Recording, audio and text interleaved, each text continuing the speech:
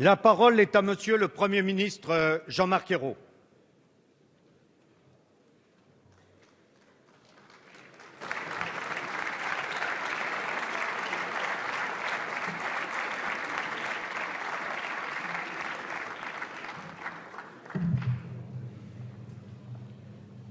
Merci, Monsieur le Président.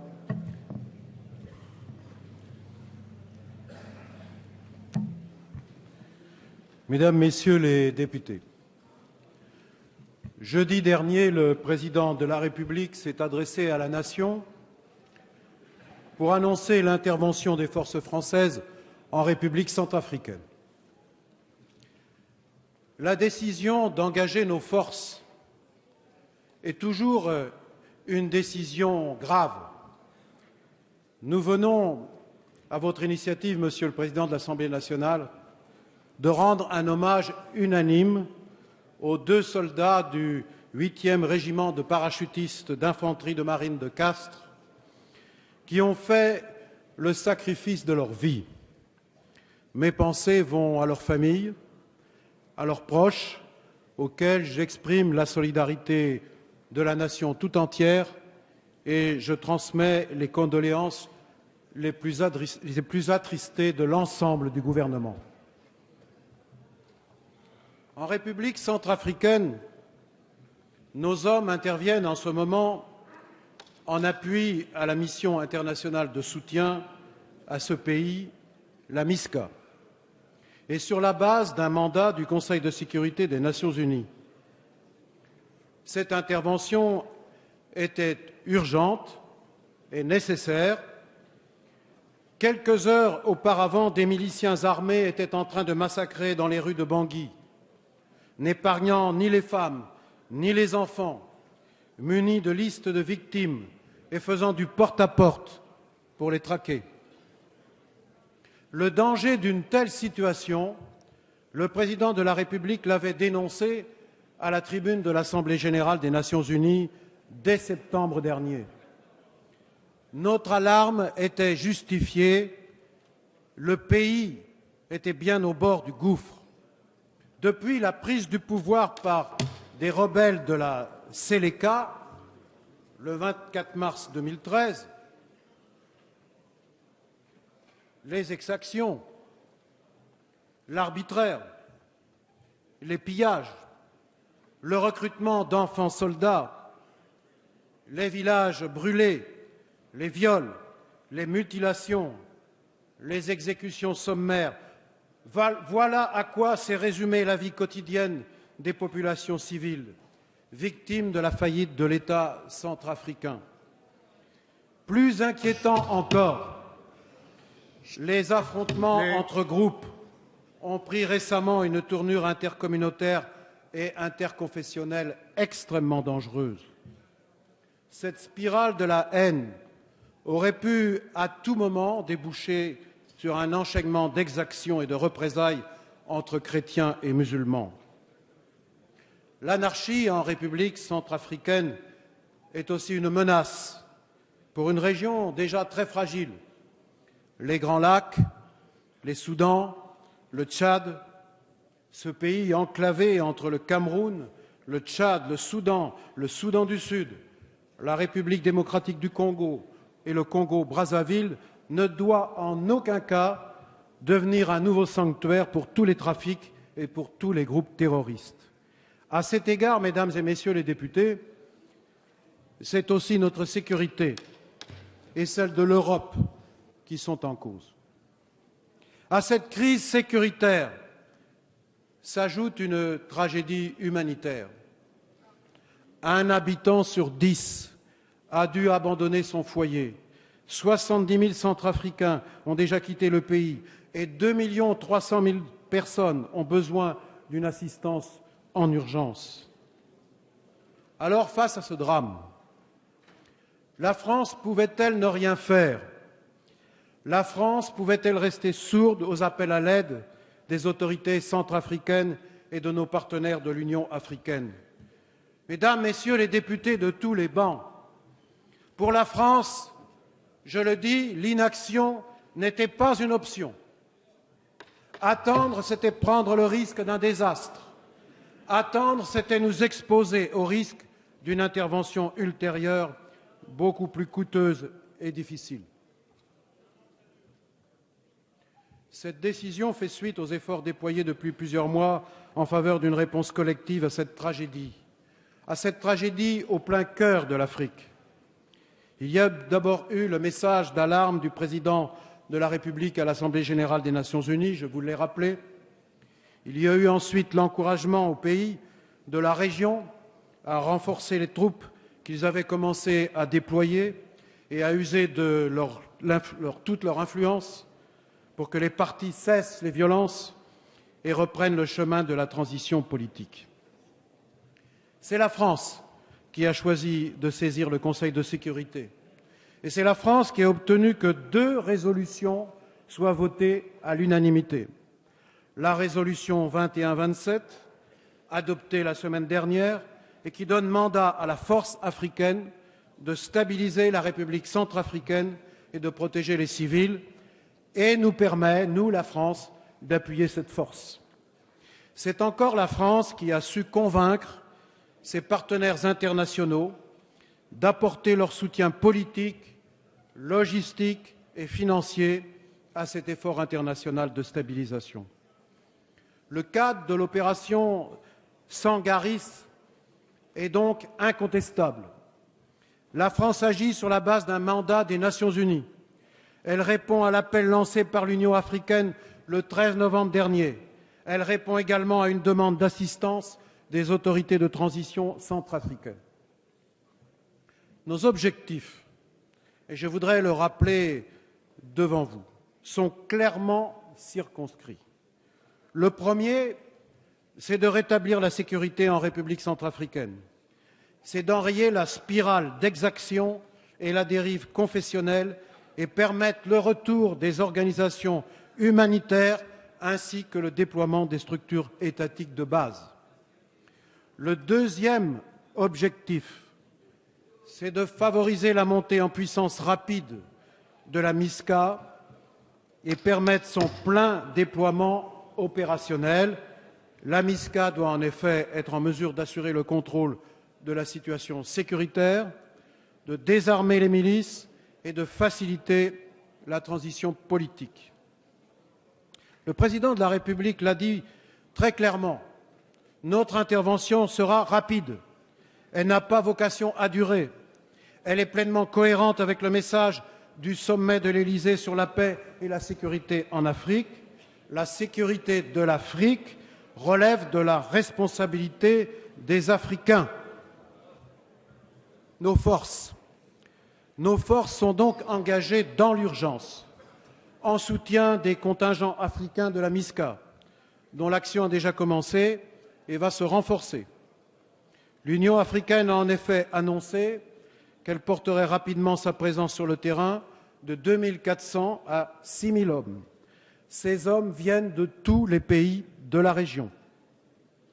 Le désengagement de nos forces commencera dès que la situation le permettra, en fonction de l'évolution sur le terrain et de la montée en puissance des capacités opérationnelles des forces africaines. Ce doit être l'affaire de quelques mois. Nous savons qu'il faudra du temps pour désarmer les milices, pour former de nouvelles forces de sécurité centrafricaines et mener à bien un processus électoral. Et c'est le rôle, dans la durée, de la MISCA. La résolution 21-27 prévoit qu'une opération de maintien de la paix des Nations unies pourra, si le Conseil de sécurité en décide, lui succéder pour la conforter, mais aussi pour lui apporter un cadre plus robuste, y compris en matière de financement. Et l'Union européenne pourrait également y contribuer, notamment grâce aux instruments de la politique de sécurité et de défense commune. Je tiens à saluer la rapidité et la qualité de l'action que conduisent nos forces armées sur le terrain. Nous avons pu, grâce à la complémentarité entre notre dispositif prépositionné dans la région et les forces en alerte en France, porter en 2 jours notre présence sur place à 1600 hommes. Nous avons pu, grâce au renfort rapide qui ont été déployés à Bangui, éviter des massacres de masse, alors que la situation dans la capitale devenait particulièrement critique. Vous avez d'ailleurs lu les témoignages des observateurs et des organisations non gouvernementales dont je tiens à saluer l'engagement dans des conditions extrêmement difficiles. Nos hommes, aux côtés des forces africaines, sécurisent les sites les plus sensibles, notamment l'aéroport et les zones de regroupement de nos compatriotes, qui sont près de 800, dont 500 binationaux. Ils assurent une présence constante par des patrouilles dont la vertu dissuasive joue pleinement. Déjà, ils participent aux actions de cantonnement et de désarmement des groupes armés afin de rétablir calme et sécurité. Ils favorisent le retour à des conditions d'un fonctionnement normal des structures étatiques indispensables au règlement durable de la situation du pays. Mesdames, Messieurs les députés, soyons clairs. La République centrafricaine n'est pas le Mali. La situation sur le terrain est différente. Les groupes armés ne poursuivent pas les mêmes objectifs. Et pourtant, j'entends à nouveau les mêmes questionnements. J'entends les questionnements sur nos moyens.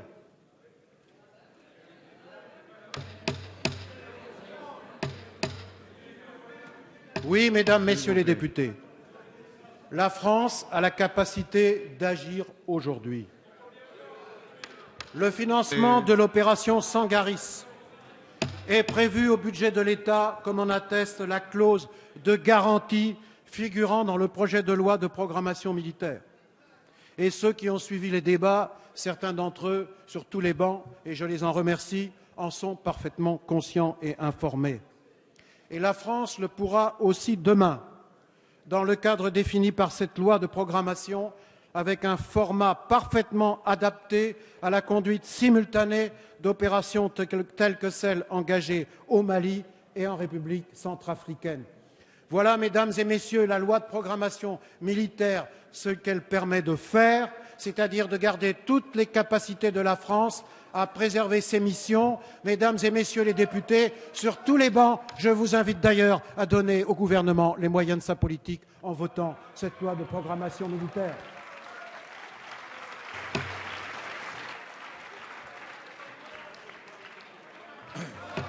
S'il vous plaît, s'il vous plaît. J'entends les questionnements. Chaque groupe pourra s'exprimer sur notre posture. Non, non, la France n'agit pas en gendarme de l'Afrique.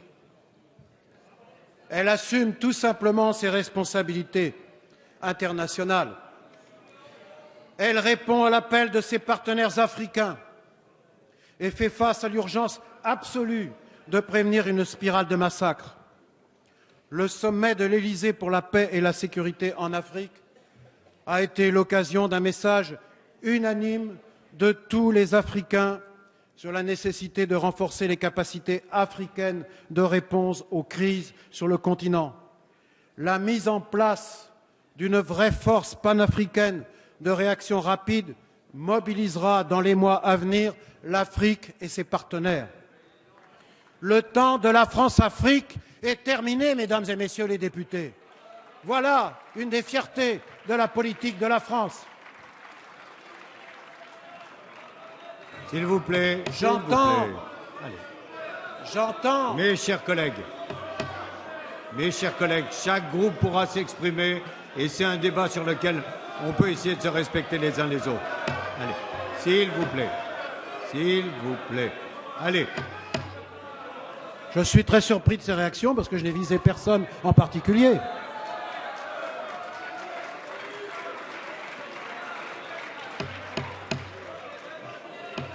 Allez, on retrouve un peu de sérénité et on écoute la suite de l'intervention du Premier ministre. J'entends toutes les questions, d'où qu'elles viennent, et c'est mon devoir d'y répondre. J'entends le questionnement sur notre prétendu isolement. Non, la France n'est pas seule. Elle bénéficie du soutien politique, elle bénéficie de tous les soutiens politiques des membres du Conseil de sécurité des Nations Unies qui ont adopté à l'unanimité la résolution présentée par la France. Le secrétaire général des Nations Unies a encore lancé vendredi un appel d'urgence sur la situation en République centrafricaine. Le président de l'Union européenne, M. Van Rompuy, a approuvé l'initiative de la France. Mesdames et messieurs les députés, c'est la fierté que la France assume ses responsabilités. Et la France agit, je le répète, aux côtés des Africains regroupés au sein de la MISCA. Quant à l'Union européenne, je viens de le dire, elle accompagne depuis le début cette opération. Le président du Conseil européen qui participait au sommet de l'Élysée a souligné les risques que la déstabilisation des pays africains fait peser sur la sécurité de l'Europe tout entière.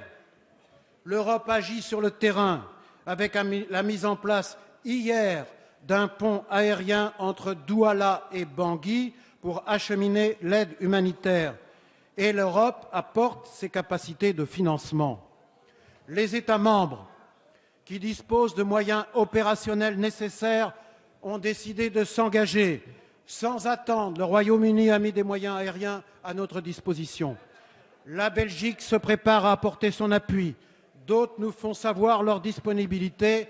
D'avance, la France les remercie. Quant aux États-Unis, ils fourniront dans les prochains jours des capacités de transport pour les contingents africains et ont permis 40 millions de dollars pour la MISCA. L'Union européenne la finance déjà à hauteur de 50 millions d'euros et examine comment s'engager rapidement dans le domaine de la formation de cette force.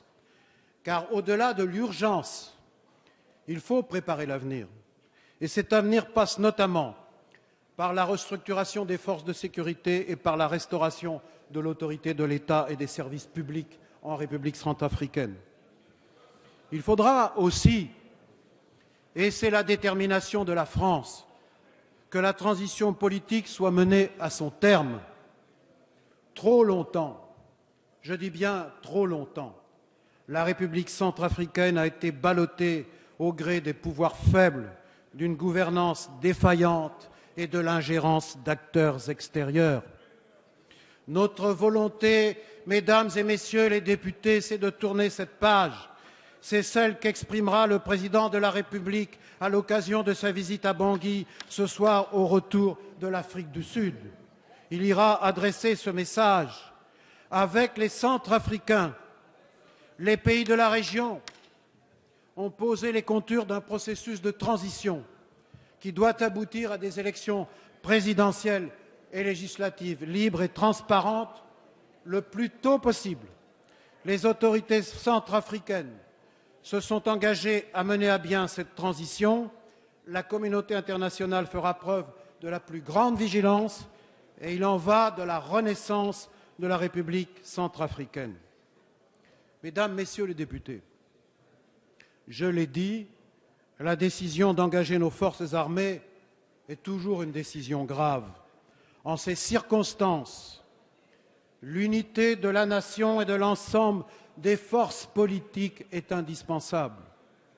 En recevant ce matin les présidents des deux assemblées et de leurs groupes politiques et des commissions compétentes, j'ai déjà pu constater une large convergence de vues et je tiens déjà à remercier les présidents des différents groupes parlementaires pour leur contribution constructive à l'occasion de cette réunion et qui ne manquera pas d'être prolongée par les différentes interventions dans cet hémicycle à l'occasion de ce débat.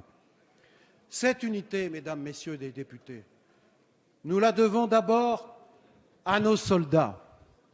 Je le dis d'abord à nos soldats qui, au péril de leur vie, agissent sur un nouveau théâtre.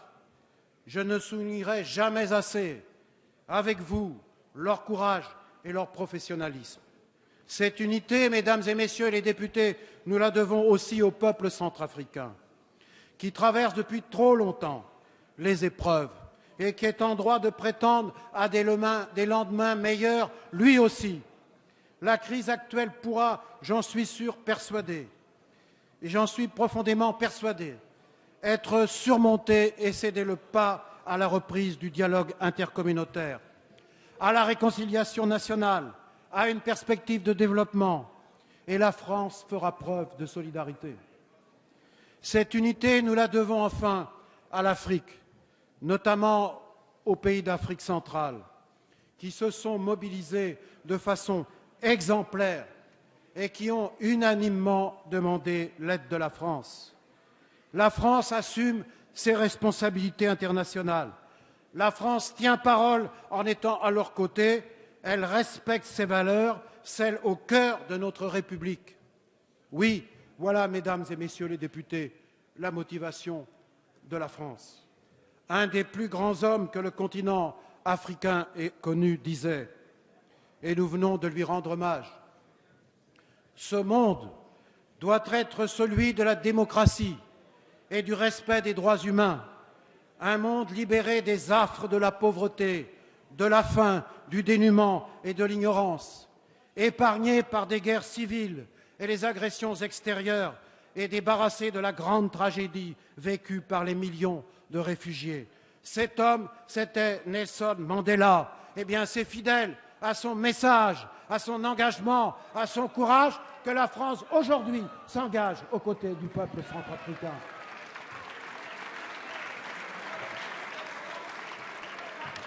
C'est la liberté du peuple centrafricain. Allez, on écoute.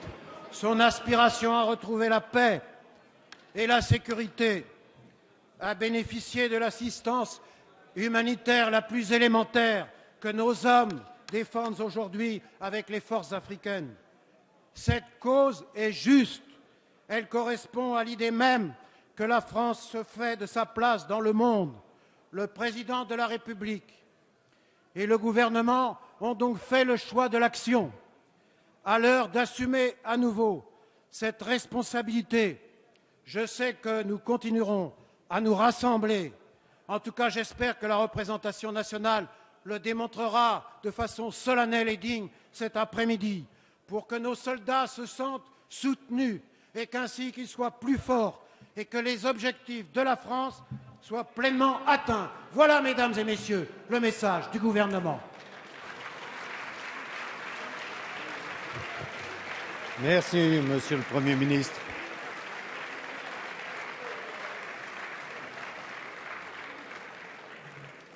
La parole est à Monsieur Christian Jacob.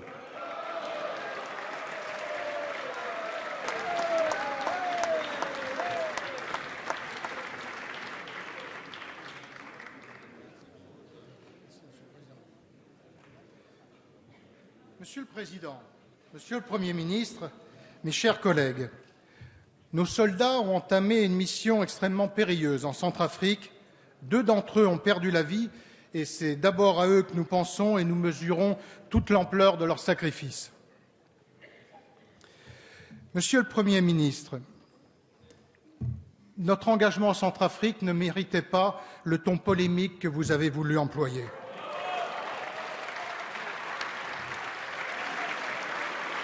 Et permettez-moi de vous le dire, quelle méconnaissance de notre continent africain.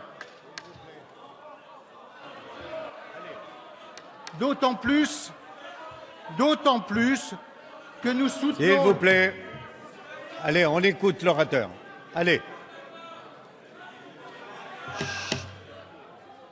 D'autant plus que nous soutenons la décision du président de la République de déclencher l'opération Sangaris.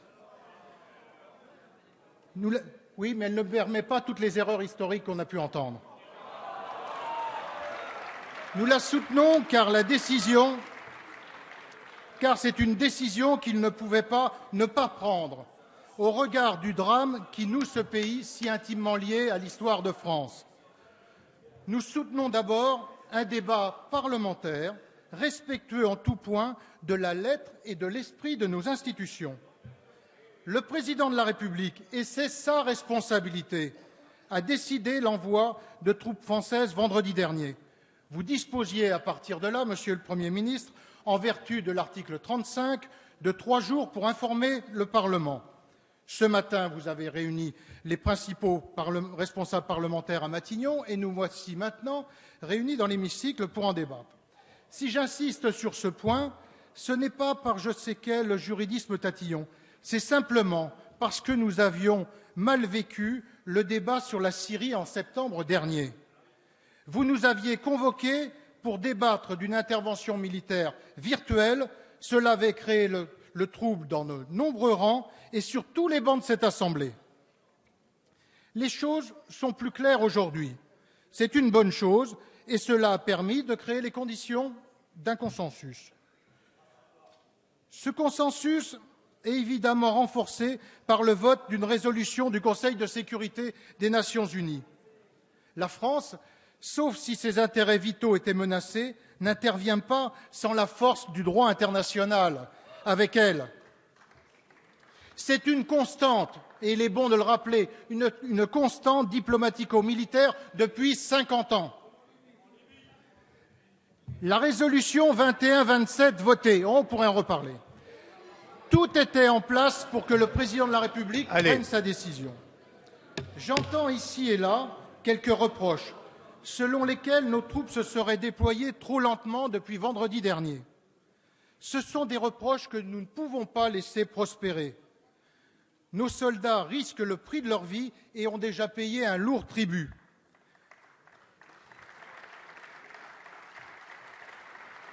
Leur sécurité n'est pas négociable et il est de la responsabilité du gouvernement et de nos chefs militaires de la garantir.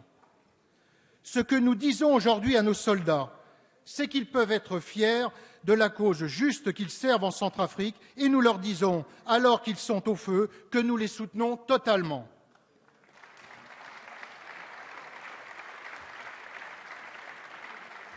Notre contingent de plus de 1600 soldats, à côté de la mission internationale de soutien à la Centrafrique, est en première ligne dans un pays qui est devenu une véritable poudrière, en proie à des exactions, à des pillages, à des scènes de viol, à des massacres de masse.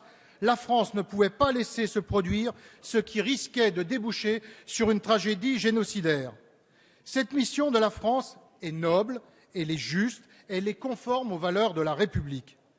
Mais nous devons, sans hypocrisie, la vérité aux Français qui doutent du sens de notre présence sur un théâtre d'opération qui leur semble si lointain. Le président de la République nous a annoncé une opération rapide qui n'a pas vocation à durer.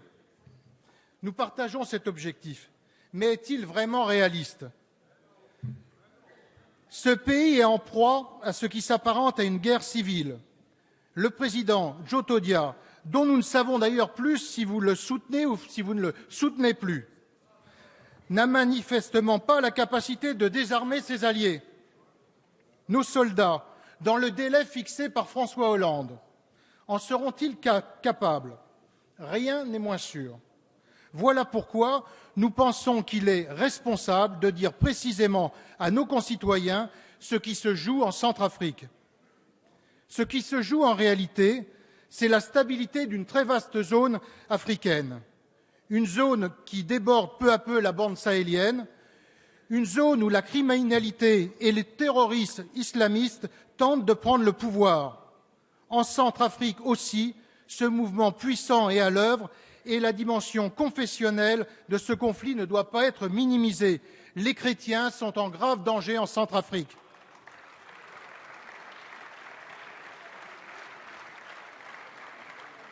Nous attendons que le président de la République ait ce discours de vérité. Il est plus que jamais indispensable de rappeler que la Centrafrique est une pièce de ce puzzle où nos intérêts géostratégiques sont nombreux.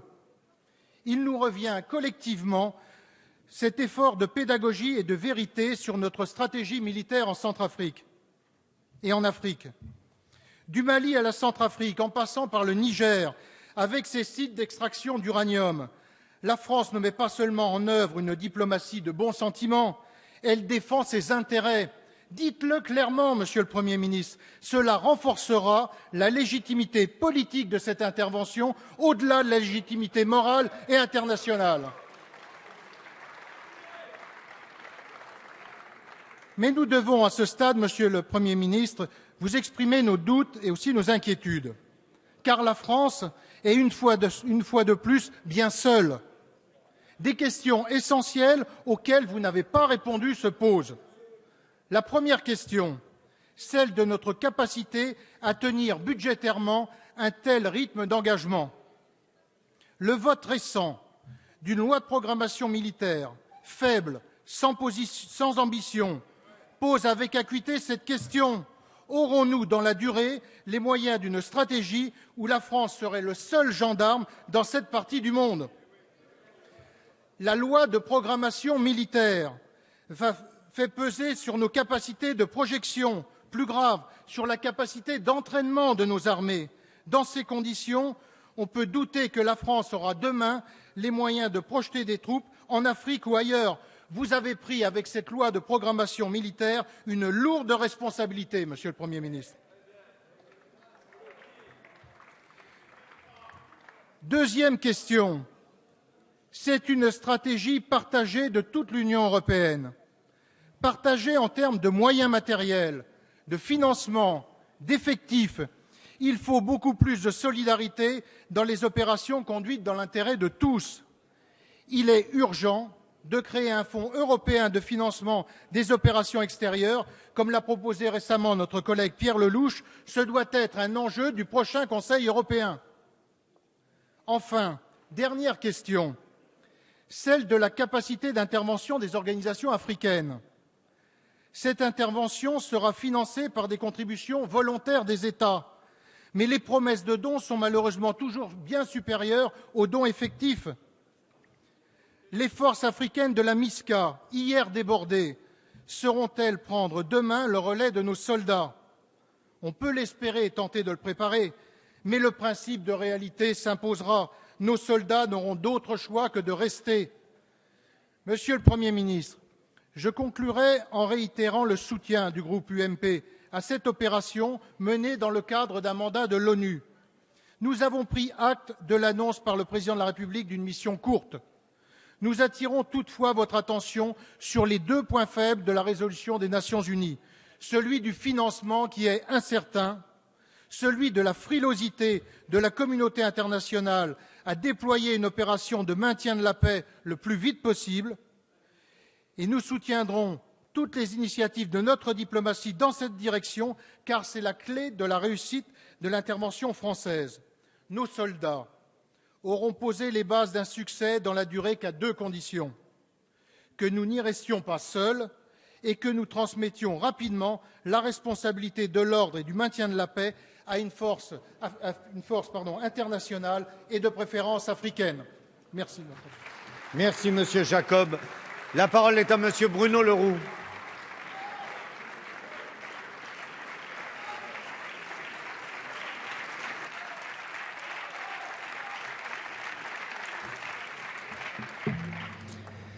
Monsieur le Président, Monsieur le Premier ministre, Mesdames et Messieurs les ministres, mes chers collègues, le groupe SRC se joint d'abord, comme tous les groupes, pour rendre hommage aux deux soldats français du 8e régiment de parachutistes d'infanterie de Castres, Antoine Lequignot et Nicolas Volcaer, qui ont perdu la vie dans la nuit de lundi à mardi dans l'exercice de leur mission au service de la France.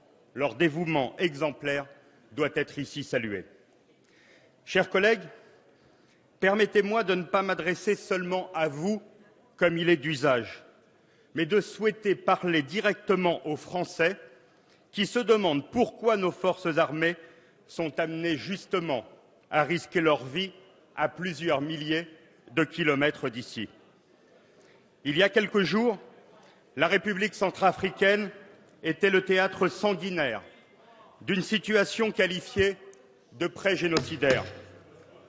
Dans les faubourgs de Bangui, à Bossangoa et dans plusieurs autres localités, des massacres à l'intensité croissante étaient perpétrés. Alors que la violence la plus aveugle ressurgissait, il était de la responsabilité de la communauté internationale d'empêcher la République centrafricaine de sombrer dans le chaos et la barbarie. Depuis l'adoption de la résolution 2127 du Conseil de sécurité des Nations unies, la France a donc lancé l'opération Sangaris pour mettre fin, sans plus tarder, aux exactions et pacifier avec l'aide des armées déjà sur le terrain des pays qui sont avec nous dans cette opération, et je pense notamment à tous ces soldats africains, pour pacifier un pays aujourd'hui à feu et à sang. Le déploiement de 1600 soldats français conjugué à l'engagement de 2500 hommes de la MISCA, la mission internationale de soutien à la Centrafrique, doit permettre de restaurer la stabilité et la paix. Le président de la République a pris une décision courageuse et responsable en engageant nos forces dans ce conflit. Oui, il était impératif de répondre à l'appel de toutes les composantes de la société centrafricaine pour ne pas laisser la République centrafricaine se transformer 20 ans après en un nouveau Rwanda. Notre débat d'aujourd'hui se tient en application de l'article 35 de notre Constitution. Je n'irai pas plus loin, mais simplement pour souligner que cela offre la possibilité d'un débat qui n'a jamais manqué depuis maintenant plusieurs mois et depuis qu'il y a des opérations qui engagent nos armées, où les présidents de groupe sont systématiquement associés, consultés, où nous débattons normalement au Parlement. Je me félicite de ce qui est une possibilité ouverte par la loi, mais qui est une pratique constante du président de la République et de votre gouvernement, Monsieur le Premier ministre. Mes chers collègues, depuis maintenant une décennie, et je crois qu'il faut le rappeler à ceux qui nous écoutent, depuis maintenant une décennie, dans le cadre de l'opération Boali, la France apporte un soutien à la force africaine de stabilisation en Centrafrique, désormais sous l'égide de l'Union africaine. Lors de la prise du pouvoir par les rebelles de la Sekala fin mars 2013, un renforcement du détachement Boali a été décidé. C'est sur ce dispositif qui existait déjà que s'appuie l'opération Sangaris que nous venons d'engager. Cette opération diffère, vous l'avez dit, Monsieur le Premier ministre, très nettement de l'opération Serval engagée pour répondre à l'appel du peuple malien il y a près d'un an. À court terme, il ne s'agit pas de défendre un État contre l'agression armée de groupes terroristes, mais de protéger une population en proie aux exactions de milices dues par une logique de prédation. C'est ce qui se passait sur le terrain à Bangui et en Centrafrique, qui a plongé la RCA dans un véritable chaos depuis la prise de Bangui par les rebelles de la Sekala, qui ont ciblé en particulier les églises et les quartiers chrétiens dans la capitale et dans de nombreuses villes du pays. Ces pillages, ces exactions ont suscité des réactions violentes de la part des chrétiens, qui représentent 85% de la population centrafricaine. À leur tour, ils se sont constitués en groupe d'autodéfense, les anti-Balaka, s'en prenant aveuglément à leurs compatriotes musulmans. Ainsi, les affrontements en Centrafrique, ravagés depuis tant d'années par les coups d'État, prennent une dimension interconfessionnelle qui était jusqu'ici inexistante dans ce pays. Face à cette catastrophe annoncée, la France ne pouvait pas fermer les yeux et devait être à la hauteur de ses responsabilités. Et parmi ces responsabilités, justement, figure la responsabilité de protéger les populations de génocide, des crimes de guerre, du nettoyage ethnique et des crimes contre l'humanité. Appliquer la responsabilité de protéger à la situation centrafricaine est une évidence quand on est aujourd'hui français, est une évidence quand on est un responsable politique français aujourd'hui. À cause de l'urgence humanitaire, d'abord, 1 600 000 Centrafricains ont besoin d'une aide d'urgence, soit environ un tiers de la population. Un Centrafricain sur 10 est déplacé aujourd'hui.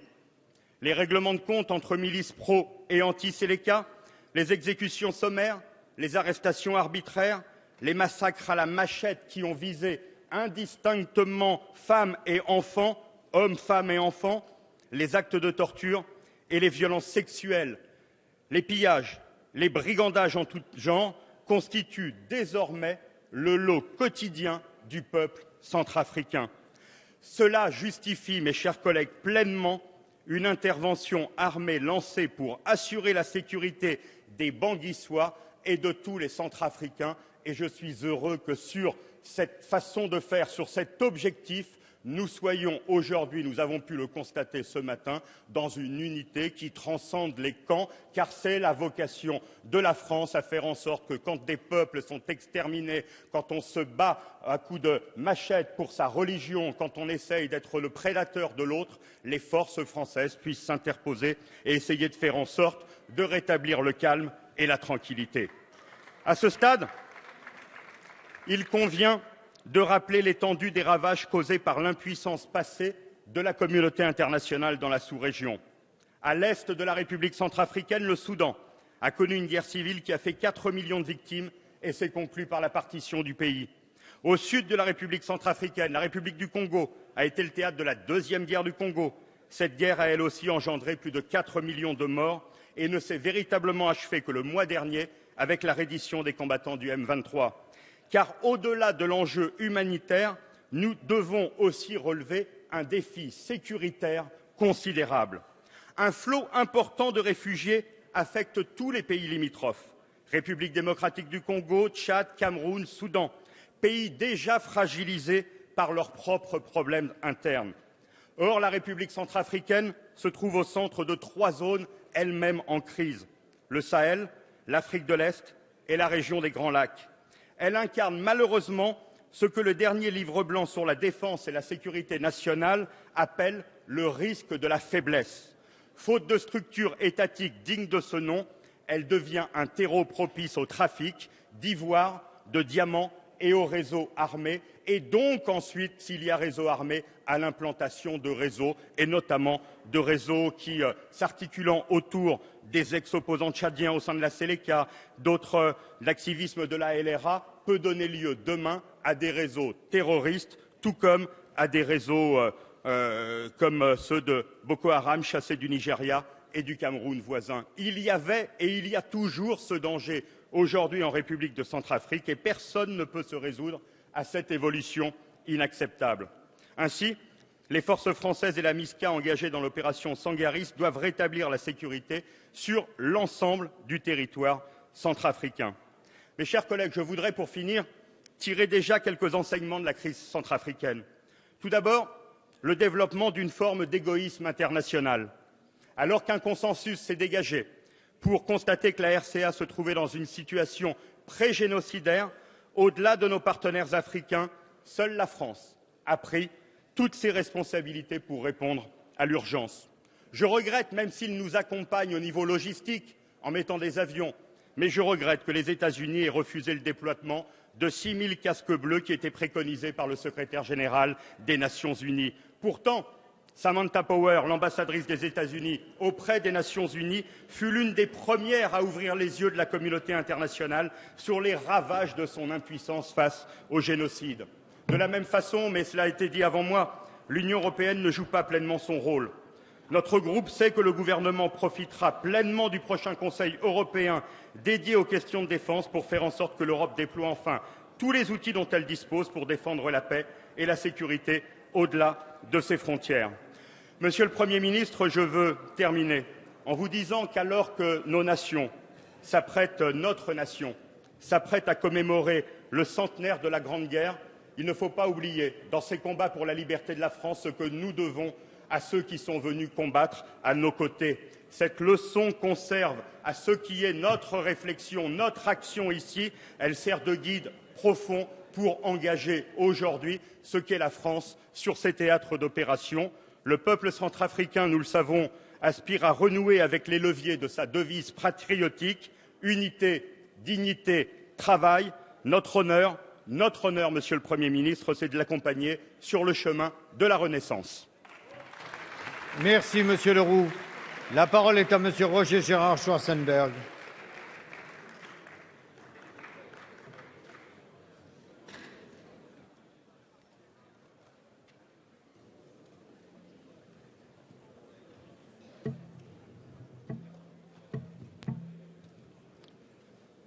Monsieur le Président, Monsieur le Premier ministre, avant tout, je tiens à m'incliner devant la mémoire des 2 soldats tués hier en Centrafrique et à rendre hommage à tous les militaires de l'opération Sangaris qui risquent leur vie en Centrafrique pour que la population de ce pays puisse retrouver la paix et la sécurité. Leur mission, c'est de protéger les civils, abandonnés à la violence meurtrière des diverses milices par un État devenu impuissant, c'est d'empêcher le chaos et la terreur, c'est d'agir dans un but strictement humanitaire et sécuritaire. Nos soldats ne poursuivent aucun objectif de puissance, ce sont des combattants de la paix. Notre collègue Gérard Charras, qui préside le groupe d'amitié avec la Centrafrique, a souvent appelé l'attention du gouvernement sur la gravité de la situation et sur la nécessité d'une intervention rapide. Il l'a fait notamment par les questions d'actualité les 29 mai et 10 octobre derniers. La population de la RCA vit en effet un drame humanitaire, terrorisée par des groupes armés rivaux, intolérance, insécurité, inhumanité, les pires violences s'accomplissent, massacres et tueries, viols et mutilations, pillages et incendies. La France pouvait-elle rester indifférente à un tel drame? Bien sûr que non, vu notre histoire, vu nos liens très anciens avec ce territoire. Notre intervention se situe pleinement dans le cadre de la légalité internationale, fondée sur la résolution 2127 du Conseil de sécurité. Cette résolution autorise le déploiement de la force africaine, la MISCA, afin de protéger les civils, rétablir l'ordre et la sécurité. De même, elle autorise les forces françaises en RCA à soutenir la MISCA dans l'accomplissement de son mandat. Tout en approuvant bien sûr cette opération, à visée essentiellement humanitaire, l'on peut toutefois formuler quelques observations. Et d'abord une observation de procédure. Vous appliquez fidèlement, Monsieur le Premier ministre, la Constitution et son article 35, révisé en 2008, qui dispose « Le gouvernement informe le Parlement de sa décision de faire intervenir les forces armées à l'étranger, au plus tard 3 jours après le début de l'intervention. Cette information peut donner lieu à un débat qui n'est suivi d'aucun vote. » Mais on peut regretter 2 aspects de cet article 35, dont bien sûr vous n'êtes nullement l'auteur. D'une part, mieux vaudrait que cette information et ce débat parlementaire aient lieu avant le début de l'intervention et non pas après, car cette situation rend l'échange avec le Parlement un peu académique. Bref, on décide d'abord, on débat après. D'autre part, le fait que ce débat ne puisse être suivi d'aucun vote prive les parlementaires du droit de se prononcer sur un problème pourtant majeur pour notre pays. Paradoxe là aussi, car l'article 3 de la Constitution confie à ses représentants du peuple l'exercice de la souveraineté nationale. Toutefois, dans le cas présent, peu importe, car nul ne doute que votre déclaration aurait été largement approuvée par le Parlement. Mais venons-en au fond. D'abord, la France a l'obligation d'agir, mais il est souhaitable qu'elle ne soit pas la seule à le faire. Or, une fois encore, comme au Mali, aucune autre puissance non africaine n'intervient militairement sur le terrain. Plusieurs grands États s'intéressent vivement au continent africain et à ses potentialités économiques, mais alors qu'il faudrait intervenir sur place pour protéger les populations civiles, ils restent inactifs, laissant ce soin exclusivement à notre pays, en s'en tenant au service minimum, c'est-à-dire à un soutien logistique ou financier. Le président ivoirien Alassane Ouattara le soulignait récemment. Quoi qu'on dise de l'influence grandissante de la Chine, des États-Unis ou du Brésil sur notre continent, ces pays ne sont pas engagés chez nous sur le front de la défense et de la sécurité. Ils ne prennent pas les mêmes risques que la France. Tous ceux qui profitent des richesses de l'Afrique doivent aussi contribuer à sa sécurité. L'attitude de l'Europe est particulièrement décevante. Comme ce fut déjà le cas pour Serval, aucun des grands États européens n'accompagne nos forces dans l'opération Sangaris. Cette inaction n'est pas convenable. Les responsables de l'Union européenne, M. Barroso, M. Van Rompuy, Mme Ashton, souvent si loquaces, si prolixes, si prompts à dispenser leurs leçons, sont ces temps-ci bien silencieux et bien discrets. Pourtant, depuis les traités de Maastricht et de Lisbonne, l'Europe est censée avoir une politique de sécurité et de défense commune.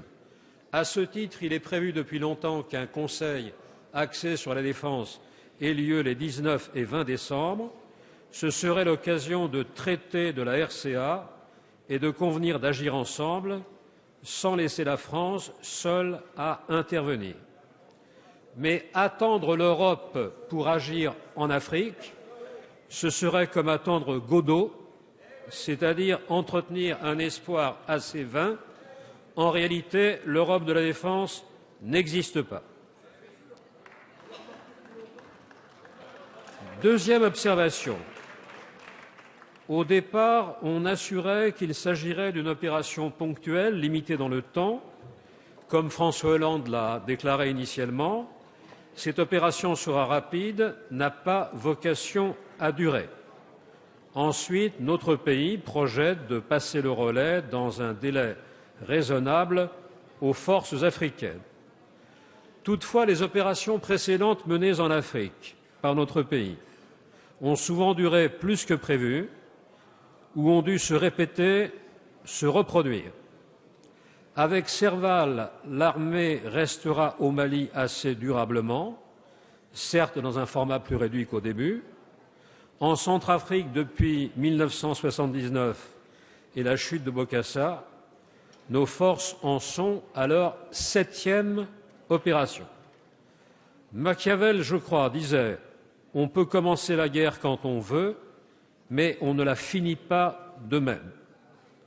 Dernière observation, depuis septembre, la crise en RCA a pris la tournure d'une guerre civile confessionnelle, avec son lot d'intolérance, d'intégrisme, voire de fanatisme.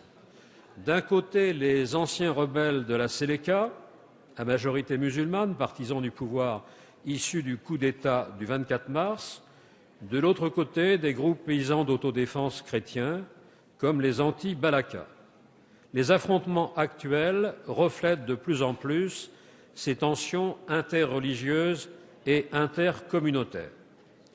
Le XXe siècle, en France et ailleurs, avait été marqué par la laïcité, par la séparation de la religion et de la vie publique. Le XXIe semble au contraire revenir parfois à la situation antérieure où les conflits politiques étaient liés à des conflits religieux. La laïcité permet à tous de vivre ensemble, par-delà les différences confessionnelles. Il serait très utile de restaurer pleinement cette valeur, ici et ailleurs, car elle est un facteur de paix civile, de concorde et d'unité nationale. Monsieur le Premier ministre, notre groupe RRDP approuve et soutient l'action de votre gouvernement en Centrafrique, action conforme, à l'évidence, aux valeurs de la République. L'hymne national de la RCA s'intitule « La Renaissance ». Il faut souhaiter en effet qu'avec l'aide de la France, une renaissance succède aux temps troublés et souvent tragiques d'aujourd'hui qui blessent ou meurtrissent ce pays. Nous avons avec lui une longue histoire commune, avec ce qui fut le territoire de l'Oubangui-Chari, avec ce pays qui se rallia dès septembre 1940 à la France libre. Nous nous devons d'agir pour arracher à la détresse ce pays de 5 millions d'habitants, l'un des plus pauvres du monde. Nous le devons par fidélité, par solidarité, pour qu'il puisse connaître demain une société libre et juste, une société de fraternité et peut-être un avenir d'espérance. Merci, Monsieur Schwarzenberg. La parole est à Monsieur André Chassaigne.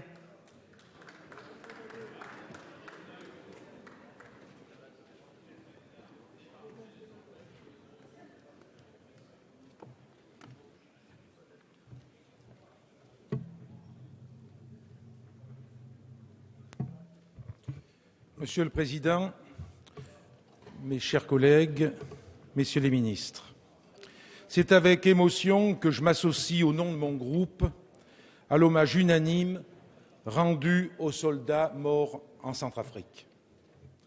À peine un an après l'engagement de la France au Mali, notre pays se lance dans une nouvelle opération sur le continent africain. Après l'opération Serval qui devait s'achever en juillet dernier, le président de la République vient de déclencher l'opération Sangaris qui se traduit par le déploiement de 1600 soldats français. Il s'agit de la 50e intervention française en Afrique subsaharienne depuis les indépendances d'il y a 50 ans. Cette intervention en Centrafrique s'inscrit dans une longue lignée d'opérations menées par les troupes françaises dans cette colonie, indépendante officiellement depuis 1960, en proie à la pauvreté, à l'instabilité et au conflit. Autant d'interventions qui n'ont jamais permis de répondre aux maux qui gangrènent la Centrafrique. La Centrafrique, si elle n'est pas dénuée de ressources naturelles, est classée parmi les États les plus pauvres de la planète, occupant la 160e place sur 177 selon le classement de l'indicateur de développement humain du Programme des Nations Unies pour le développement. La France y est le premier investisseur. Il est impossible, dès lors, de prendre part à ce débat sur l'engagement des troupes françaises en Centrafrique sans ouvrir le dossier de la France-Afrique. Tous les 10 ans ou presque, un président de la République centrafricaine chasse l'autre par un coup d'État, derrière lequel la France n'est jamais très loin. Le peuple centrafricain a ainsi vu défiler des personnages insensibles à son sort, aussi corrompus qu'irresponsables. Les uns après les autres, les dictateurs ont été choisis et maintenus au gré de nos intérêts, entre guillemets, mais aussi pour protéger des bases militaires françaises dans ce pays considéré comme un porte-avions au centre de l'Afrique, utilisé lors de nombreuses interventions militaires dans la région. La France n'est pas étrangère à la situation chaotique que connaît ce pays. Elle porte une responsabilité historique dans la tragédie centrafricaine. Elle n'est donc pas la plus qualifiée pour intervenir. C'est un paramètre que nous ne pouvons pas ignorer, même si, je le dis clairement, il n'est pas question de tergiverser pour la protection des populations civiles, premières victimes des violences sanglantes qui déchirent ce pays. Monsieur le ministre des Affaires étrangères a déclaré face à la communauté française de Bangui le 13 octobre dernier, je cite, « Sachez que l'amitié traditionnelle qu'a portée la France à la Centrafrique, nous voulons la manifester de nouveau pour aujourd'hui et pour demain. » Pourtant, notre histoire commune est marquée par de sombres affaires. Nous gardons en mémoire le pitoyable sacre de l'ancien sous-officier de l'armée française devenu l'empereur Bokassa Ier en présence de la diplomatie française. Malgré ce soutien, le président Valéry Giscard d'Estaing a décidé de débarquer son ancien ami devenu trop encombrant, incontrôlable, qui menaçait nos intérêts pour installer au pouvoir le président David Dacko pour ensuite favoriser la dictature du général Kolimba. Il sera remplacé par le dictateur Ange Félix Patassé, qui sera quant à lui chassé du pouvoir en mars 2003 par le général Bozizé, un jeu de chaises musicales orchestré par l'ancienne puissance coloniale. En 2007, face à la multiplication des mouvements rebelles sous influence soudanaise et tchadienne, les parachutistes français sautent sur Birao, dans le nord de la République centrafricaine. C'est de ce nord musulman qu'est venue en décembre 2012 l'offensive des rebelles de la Séléka qui, le 24 mars dernier, porta au pouvoir Michel Djotodia. Dans un réflexe hérité de l'histoire, le président Bozizé a vainement appelé à l'aide la France avant de prendre la fuite. C'est ainsi que l'actuel président centrafricain, est arrivé au pouvoir avec le soutien des rebelles de la Séléka qui sont devenus ses propres ennemis, Michel Djotodia qui en appelait à la France après avoir dissous la coalition rebelle de la Séléka. Aussi, au regard de notre histoire en Centrafrique, on peut légitimement s'interroger sur les différentes motivations d'une nouvelle intervention dans l'ancienne colonie. L'ordre du jour réel du sommet pour la paix et la sécurité en Afrique qui s'est tenu à Paris il y a quelques jours était clair. Avant de parler de paix et de sécurité, Paris et ses alliés du continent africain se sont intéressés à leurs préoccupations économiques et financières. Ce sommet est avant tout une offensive diplomatique pour la sauvegarde des intérêts de la France en Afrique. Riche de ses ressources naturelles, mines d'or, de diamants, de mercure, d'uranium, de fer, mais aussi culture du manioc, de bananes, de maïs, de café, de tabac, de coton, de canne à sucre, une forêt de 3,8 millions d'hectares aux essences précieuses, la République centrafricaine suscite l'intérêt du monde des affaires et du monde politique. Pourtant, ce n'est pas de cet intérêt dont le peuple centrafricain a besoin. Le peuple centrafricain a besoin que nous l'aidions à profiter pleinement de ses richesses et que nous l'aidions à mettre fin à la situation de confiscation du pouvoir politique et économique aux mains de quelques-uns, car les germes de la crise actuelle sont aussi d'essence économique et sociale. Le peuple centrafricain a besoin du soutien de la communauté internationale pour que cessent les massacres qui se multiplient alors que les affrontements entre les milices Séléka et Anti-Balaka terrorisent la population civile. La terreur et la misère ont déjà poussé un demi-million de réfugiés dans des camps de fortune. Aussi, je le redis, il n'est pas question de tergiverser pour la protection des populations civiles. Pour autant, il convient d'agir avec discernement pour ne pas reproduire les erreurs du passé. C'est pourquoi, dans les circonstances que je viens d'évoquer, il revient aux Africains et à toute la communauté internationale d'aider ce peuple en danger. Or, derrière l'unanimité de la résolution onusienne autorisant le recours à la force, la réaction internationale est en réalité d'inspiration franco-française et sa teneur est purement militaire. En effet, le texte adopté par les 15 pays membres du Conseil sur proposition de la France autorise les soldats en Centrafrique à, je cite, prendre toutes les mesures nécessaires pour soutenir la MISCA dans l'accomplissement de son mandat. Dans ce cadre, la France va tripler son contingent sur place. L'Afrique demeure bien un terrain d'action militaire pour la France, ce qui fait d'ailleurs regretter à Amnesty International et à la Fédération internationale des ligues des droits de l'homme l'absence de mise en place plus rapide d'une véritable force de mission de la paix des Nations unies. Vous l'avez compris, nous avons, pour qualifier le sentiment qui nous anime, un réel malaise face à cette intervention. Nous pensons en effet que la France n'a pas vocation à jouer le rôle de gendarme de l'Afrique. Les valeurs anticoloniales, toujours défendues par les communistes, nous l'interdisent. Ces valeurs de solidarité doivent, au contraire, nous pousser à mettre sur pied un partenariat équitable et durable, un système d'aide au développement plus efficace, plus proche des populations. Ces valeurs nous obligent également à rompre définitivement avec la France-Afrique et à encourager les démocrates africains et les diasporas militantes pour faire tomber les honteuses tyrannies africaines qui n'ont que faire des peuples qui ne cessent de s'appauvrir. Ces dictatures qui préfèrent défendre des intérêts des firmes privées tentaculaires exploitant aujourd'hui 80% des gigantesques gisements africains et dont les bénéfices sont rapatriés dans des paradis fiscaux. Notre pays a une dette morale considérable envers le peuple de Centrafrique, une dette qui nous oblige à reconnaître que nous n'étions pas les mieux à même pour intervenir dans la situation dramatique qui le frappe.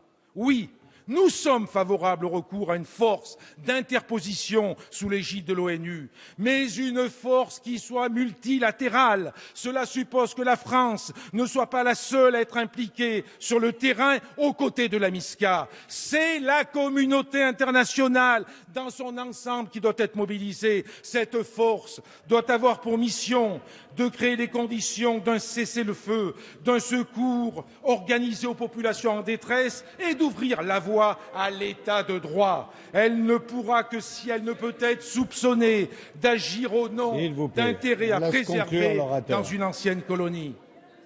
C'est un lanceur d'alerte que je m'adresse aujourd'hui à vous. Les interventions militaires françaises vont à contre-courant de l'histoire. La mission de la France, c'est de défendre la stabilité et la paix des peuples en Afrique. Notre pays n'a pas vocation à défendre des dictatures et des États artificiels. La mission de la France, pour être en harmonie avec ses valeurs et ses idéaux des Lumières, n'est pas d'être le gendarme de l'Afrique. Elle est de remiser les visions géostratégiques nées du temps de la colonisation pour en écrire d'autres, respectueuses des peuples, respectueuses de leurs richesses, respectueuses de leur souveraineté. Chers collègues, c'est ainsi que la France grandira. Merci, Monsieur Chassaigne. La parole est à Monsieur Jean-Louis Borloo.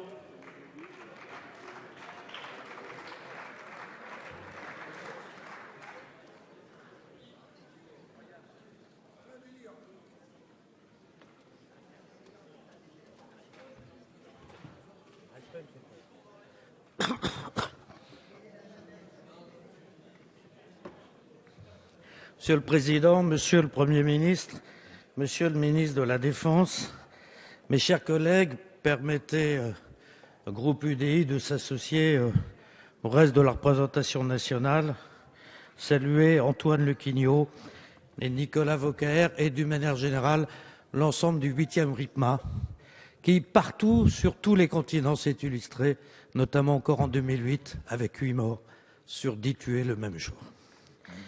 Le président de la République, Philippe Folliot, est particulièrement touché. Le président de la République a décidé d'engager l'armée française en République centrafricaine, aux côtés des forces de la MISCA, conformément à une résolution du Conseil de sécurité de l'ONU. C'est une décision extrêmement lourde et grave que d'engager notre pays dans une guerre et les enfants de France au combat, au feu, avec tous les risques que cela suppose, y compris celui du prix de la vie. Une telle décision nécessite une analyse sereine, républicaine, sans concession, en prenant en compte toutes ces dimensions et dans la durée. La République centrafricaine est en plein chaos. Un cyclone de violence communautaire et interreligieuse s'est abattu sur le pays. Des bandes armées se livrent à des razzias et à des massacres. Des villages sont ravagés, brûlés, pillés, des habitants tués, des femmes violées. Ils sont tués ou ils prennent la fuite, 60 000 en République démocratique du Congo et 500 000 déplacés dans leur propre pays. Lorsqu'un pays, dans un tel chaos, terroriste et trafiquant de tout poil de la criminalité mondiale, pénètre et se déploie à grande vitesse. La République centrafricaine est un territoire vaste entouré du Tchad, du Cameroun, des deux Soudans, du Congo-Brazzaville, de la République démocratique du Congo. Cette grande zone, à la fois riche d'avenir et très fragilisée, et qui nous est si proche. Oui, pour des raisons humanitaires immédiates, pour s'opposer à un risque de génocide et de développement du terrorisme, cette intervention faite dans le cadre de l'ONU, en appui de la force africaine de la MISCA, est légitime, Monsieur le Premier ministre. C'est en tous les cas la position du groupe UDI. Rarement autant de circonstances auront justifié une opération militaire d'urgence. De tout cœur, nous sommes aux côtés de nos 1600 soldats de l'opération Sangaris, qui, par leur courage et au risque de leur vie, vont éviter, nous l'espérons, que le massacre ne vire au génocide et faire en sorte que le sang cesse de couler. Nous leur disons notre reconnaissance et notre admiration. C'est un paradoxe, mais pas une contradiction, bien au contraire, de constater que cet engagement se fait précisément au moment où le monde entier salue l'homme du combat pour toutes les libertés et celui de la réconciliation des hommes et des femmes de toutes couleurs et de toute appartenance, Nelson Mandela évidemment, et au jour près de la date anniversaire, alors que nous vivons un engrenage de guerre interreligieux, la date anniversaire de la loi de laïcité, la loi de 1905, le 9 décembre. Oui, nous avons des liens fraternels avec l'Afrique et nos frères africains. Oui, nous avons des capacités militaires prépositionnées. Oui, nous sommes dans notre zone d'influence et de responsabilité. Mais il ne s'agit pas de faire triompher le bien contre le mal, mais de sauver des vies humaines et permettre qu'elles cohabitent et bâtissent ensemble. Mais en même temps, Monsieur le Premier ministre, nous devons la vérité aux Français. Et dire que cette opération, si elle se fait en appui de 2500 hommes de la MISCA, montant, d'après les déclarations, à 6000 forces africaines, elle sera extrêmement délicate, car nos hommes doivent désarmer puis cantonner l'armement de milices éparses, difficilement identifiées et identifiables, certains de leurs membres ayant même quitté leur treillis. Oui, elle est extrêmement difficile car le territoire est vaste, aussi grand que la France. Même si grâce au Mali, grâce à la bravoure de nos hommes et l'efficacité de nos armées, lui ont donné un prestige d'intimidation qui peut aider à ces opérations. Et dans la difficulté, car il y en aura, Monsieur le Premier ministre, c'est parce que ça sera difficile que nous serons à vos côtés. Mais Monsieur le Premier ministre, sans compter le moins du monde notre soutien, permettez-nous de vous faire part de nos grandes déceptions, de nos interrogations et de nos réelles inquiétudes. Comme pour le Mali, seuls des enfants de France, parmi les pays occidentaux, risqueront leur vie aux côtés de nos frères africains. Notre impression sourde, mais réelle, est que notre capacité militaire, qui est réelle, l'emporte considérablement sur notre capacité de persuasion politique et diplomatique. Nous vous le disons sans... nous ne mégotons pas notre soutien. Mais enfin, très franchement, c'est la deuxième fois que de manière invraisemblable, un pays européen s'engage seul sur un territoire étranger, sans aucun soutien humain des pays occidentaux. Deuxième fois en 18 mois. Avons-nous raison contre tout le monde ou avons-nous l'incapacité totale de persuader quiconque? En 2008, Monsieur le Premier ministre, nous étions dans la même situation pour le Tchad. Le président de la République avait pris le problème à bras-le-corps avec les capitales européennes. Hervé Morin, ministre de la Défense, a fait le tour des capitales européennes pour bâtir le fort Tchad RCA avec 12 contingents européens pour intervenir au Tchad. Ça s'appelle une mobilisation internationale. L'absence de capacité à mobiliser nos partenaires est extrêmement troublante. La deuxième interrogation concerne le coût des opérations extérieures. Il faut en parler aux Français. Ce n'est pas déshonorant de parler de ça en moment de crise. Les OPEX cette année, c'est 1 milliard à peu près, et nous avons soutenu le Mali, même si nous étions très préoccupés par votre emballement pour la Syrie. Mais la réalité, il va y avoir un Conseil européen au mois de décembre, Monsieur le Premier ministre. Et il faut que la France, au minimum, obtienne qu'il y ait un fonds européen d'opérations extérieures pour des pays qui n'engagent pas d'hommes par tradition, parce qu'on ne les a pas mobilisés, mais qui accepteraient. C'est absolument invraisemblable qu'on soit dans une mendicité. On nous parle de 50 millions d'euros pour raisons humanitaires, pas même pour les opérations militaires. Vous devez obtenir ou sinon boycotter cette réunion du mois de décembre. La vérité aussi, force à dire que si la partie strictement d'affrontement militaire prendra le temps qu'il faut, selon l'heureux euphémisme du président, mais nous avons compris une perspective de 6 à 12 mois, la vérité, et ce n'est pas un grief, c'est juste la vérité à dire, c'est que la reconstruction sera beaucoup plus longue que ça, qu'en réalité nous sommes là depuis longtemps et pour très longtemps, car il faut reconstruire un État. Nous sommes en première ligne, ça sera à nous de le faire, c'est comme ça, un État, une administration et une armée. Monsieur le Premier ministre, vous savez très bien que les élections fin 2014 ne sont pas crédibles, parce que les forces politiques ne sont pas là, parce que les fichiers électoraux ne sont pas là, parce que le recensement n'est pas fait. Est-ce que vous savez, Monsieur le Premier ministre, quel est le premier problème de ce pays? Unique problème de ce pays. C'est une particularité mondiale. La République centrafricaine est le pays qui a le moins d'accès à la lumière. 3% d'accès à l'énergie. 16 000 personnes ont un abonnement d'électricité pour 4 millions d'habitants. Sans lumière, il n'y a pas de redressement économique possible. Ça fait partie des grands problèmes du redressement. Alors, Monsieur le Premier ministre, oui, le sujet de l'Europe, de cette Afrique du Nord, de la Mauritanie jusqu'au Sahel, l'Afrique, l'Europe et l'Afrique, c'est notre grand sujet. L'Europe, c'est sa capacité de développement. C'est l'Afrique et l'Europe et non pas la Chine-Afrique.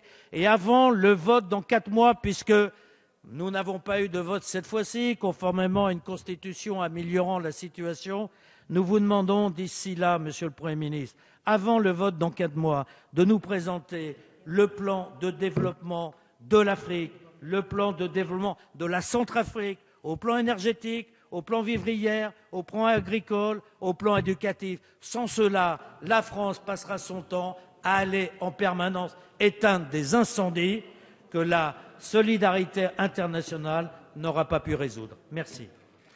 Merci, Monsieur Borloo. La parole est à Monsieur François de Rugy.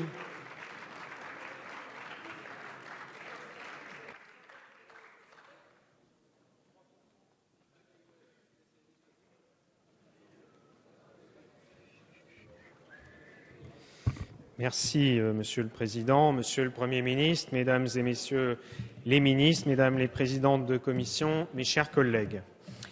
Avant toute chose, je souhaite à mon tour exprimer, en mon nom et en celui du groupe écologiste, une profonde solidarité à l'égard des familles des soldats Vauquer et Lequigno tués hier soir près de l'aéroport de Bangui alors qu'ils effectuaient une patrouille de nuit.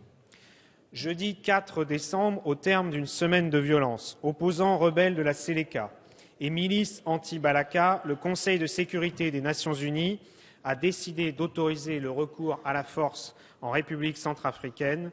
Il l'a décidé à l'unanimité au titre du chapitre 7 de sa charte. Depuis plusieurs mois, responsables politiques et observateurs avaient alerté sur les risques d'une dérive de conflits interreligieux en Centrafrique et mis en garde contre la menace d'un génocide ethnique. La crise qui sévit en Centrafrique est en réalité beaucoup plus complexe que cela. Elle résulte de causes multiples et ne saurait se résoudre à une analyse monolithique. N'ayons pas peur de le dire, la France a une responsabilité liée à l'histoire coloniale dans la faillite de l'État centrafricain. C'est notamment parce qu'elle a eu recours à des sociétés concessionnaires privées durant la colonisation que l'État centrafricain s'est trouvé dépourvu des moyens budgétaires et institutionnels nécessaires à l'exercice de sa souveraineté sur l'ensemble du territoire à partir de l'indépendance. Cette configuration a engendré une fracture entre la capitale, où s'exerçait le contrôle de l'État, et l'exploitation organisée des richesses, et le reste du pays marginalisé et livré à lui-même. C'est cet éclatement de l'État centrafricain qui a constitué le terreau propice à l'émergence de groupes armés, d'abord dans les régions de l'Est, puis sur l'ensemble du pays lorsque ces groupes se sont structurés en rébellion. Initialement motivée par des ambitions économiques, la violence s'est progressivement propagée sur les terrains politiques et identitaires. Aujourd'hui, le risque d'une dérive confessionnelle mettant aux prises plus de 90 groupes ethniques est réel et menace la stabilité de la région tout entière. Dans ce contexte, la France a pris le parti d'intervenir militairement pour endiguer une dynamique de catastrophe humanitaire. Elle le fait dans le cadre strict de la légalité internationale. Elle le fait avec le concours des organisations panafricaines. Elle le fait enfin à la demande des partenaires africains et de ce qu'il reste d'États en Centrafrique. Dans la mesure où l'opération Sangaris répond à une situation d'urgence sanitaire et s'inscrit dans un cadre multilatéral adapté, le groupe écologiste la soutient. Pour autant, cette adhésion ne saurait nous conduire à faire l'économie d'une réflexion sur les objectifs de cette intervention et plus globalement sur le sens que nous souhaitons donner à la politique étrangère de la France sur le continent africain. La finalité première de cette intervention est de sauver des vies, comme l'a indiqué le président de la République dans son allocution du 6 décembre dernier. En intervenant militairement, la France doit mettre fin aux exactions et offrir une aide humanitaire aux 500 000 personnes réfugiées recensées dans l'ensemble du pays. À cet égard, il est essentiel de préciser que la reprise de l'aide française, suspendue depuis le coup d'État de mars 2013, doit remplir les critères de bonne gestion et de transparence. Nous faisons toute confiance au gouvernement et au ministre délégué au développement international pour restaurer cette coopération avec efficacité. Pour permettre aux acteurs locaux et internationaux de remplir pleinement leur mission d'assistance, les forces françaises devront assurer la sécurité du territoire. À cette fin, le désarmement de la rébellion et des milices d'autodéfense a été érigé en priorité. Mais plusieurs interrogations demeurent. Comment identifier les anciens combattants désormais cachés dans la population? Comment éviter un climat de délation qui enracinerait les tensions ethno-religieuses pour longtemps? Comment parvenir à démilitariser 20 000 hommes en quelques mois? Et à qui confier la responsabilité du traitement judiciaire des belligérants qui pourraient être faits prisonniers? De toute évidence, la sécurisation du pays ne peut être traitée indépendamment du processus de transition politique.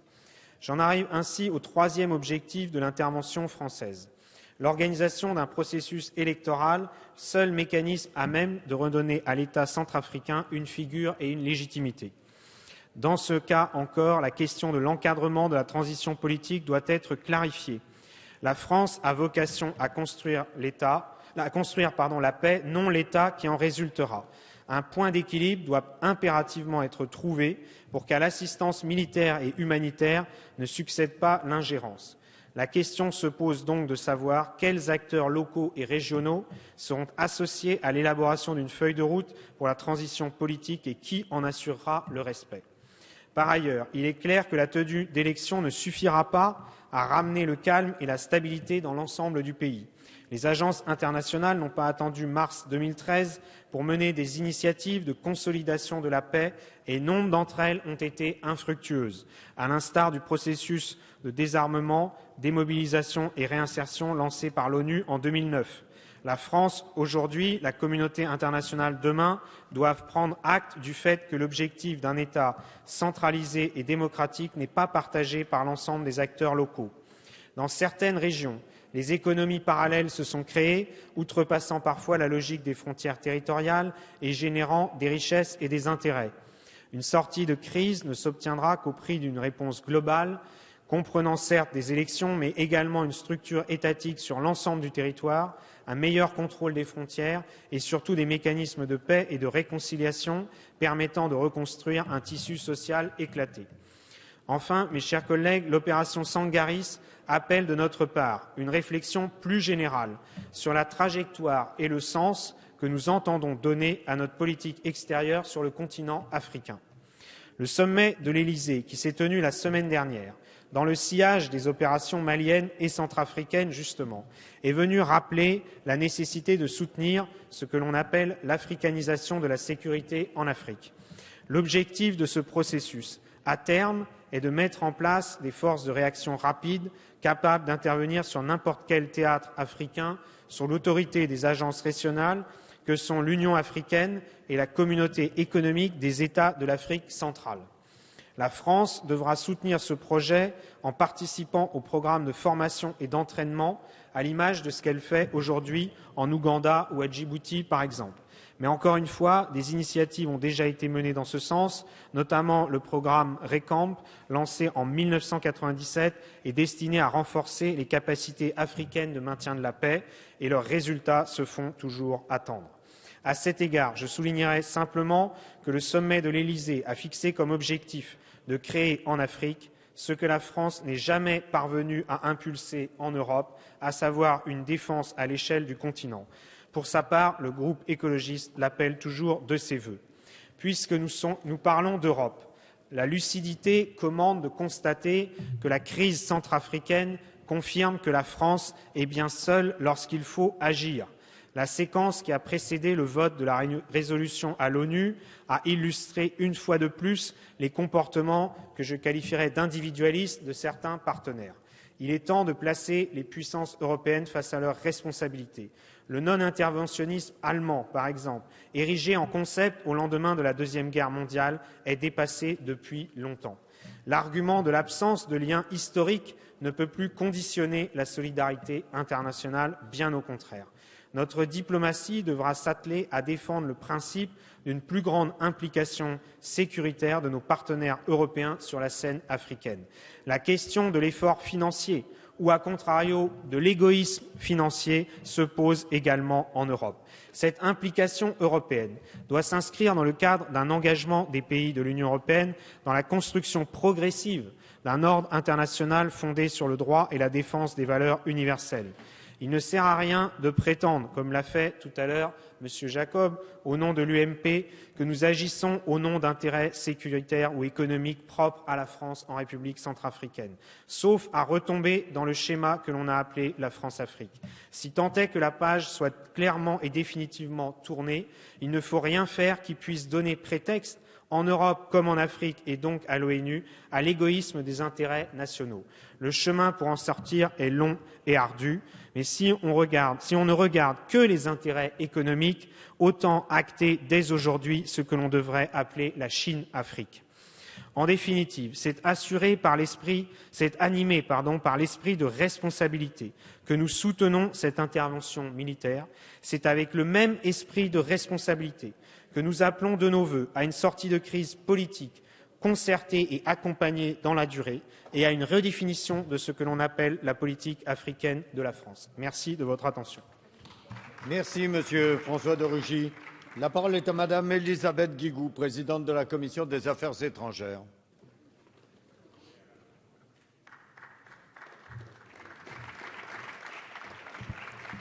Monsieur le Président, Monsieur le Premier ministre, Madame et Messieurs les ministres, mes chers collègues, à mon tour, je veux rendre hommage à nos soldats qui assurent des missions dangereuses en Afrique et je présente mes condoléances aux familles des 2 soldats du 8e RPIMA de Castres, tués cette nuit à Bangui.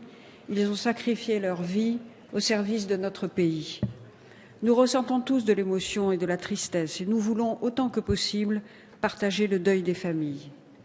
Chers collègues, nous savons que nos soldats sont en Centrafrique pour une noble cause, protéger des enfants, des femmes, des hommes, terrifiés, massacrés par des bandits, éviter la propagation d'affrontements religieux et le risque de voir des groupes terroristes prospérer en Centrafrique. Fallait-il continuer à laisser des enfants se faire enlever, des femmes se faire violer, des hommes être violentés, des villages entiers massacrés, une population entière terrorisée? À cela, la France dit non et c'est tout à son honneur. Cette cause est noble, mais elle est également légitime. Le Premier ministre a largement expliqué que cette opération militaire, nécessaire et urgente, est réalisée à la demande des Africains et approuvée par le Conseil de sécurité des Nations unies.